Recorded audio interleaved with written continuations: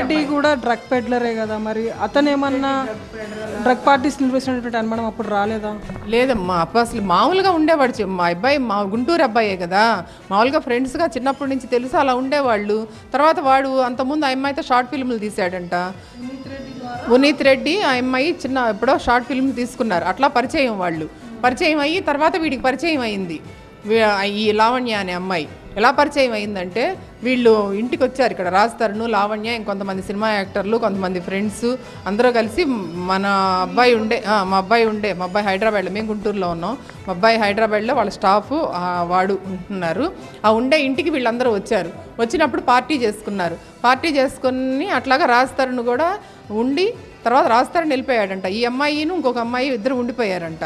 ఉండిపోతే ఇంకా వీళ్ళు ఉండిపోయినప్పుడు వీడు నిద్రపోతున్నప్పుడు ఆ ఫోన్ ఏదో యాక్సెస్ తీసుకుంది. ఆ అమ్మాయికి అది ఒక బ్యాడ్ హ్యాబిట్ ఉంది. ఏంటిది, అందరు ఫోన్లు తీసుకోవటం, చెక్ చేసుకోవటం. అది అందరూ చెప్పిన విషయమే. ఇప్పుడు అంతకుముందు ప్రీతి ఉదయ్ వాళ్ళందరూ చెప్పారు కదా.